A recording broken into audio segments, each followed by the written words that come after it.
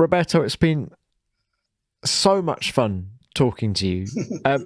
When you reflect on it all now, you weren't a world champion, but you had, as you say, you beat world champions, and you had your days in the sun, didn't you?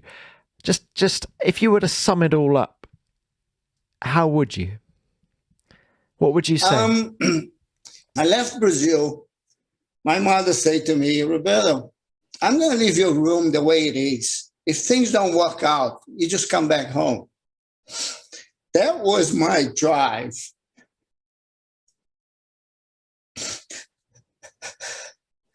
To never fail my mother.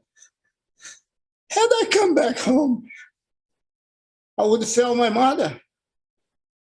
That was my drive. My mother supporting me if things went wrong to go back home. So I left Brazil with no money.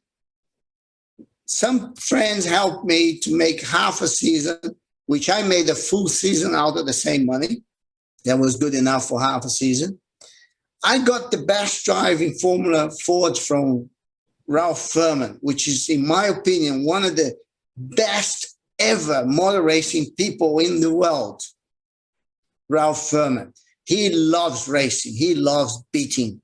He loves developing. And I drove for him. We won 15 out of 30 races. I had to become I don't like to say that, but I had to find jobs just to stay alive. And those jobs were in racing. But that's the thing, Roberto. When I look at your career and I listen to you now, you're a man who has seized every opportunity that you were given. I guess, yeah. Yeah. The good thing with me is when I drove the car, and there was a good car, people would go, wow, except Formula One, because the opportunity did not come the right way until I was too old. Had I got an opportunity in 1985 when Toleman wanted me to take the seat when they had no tires, that would have been my best season. I was awesome at that time. After doing a season in Formula 2, I was top quality at that point. I got to Formula 1 too old when I really got my good break. Yeah.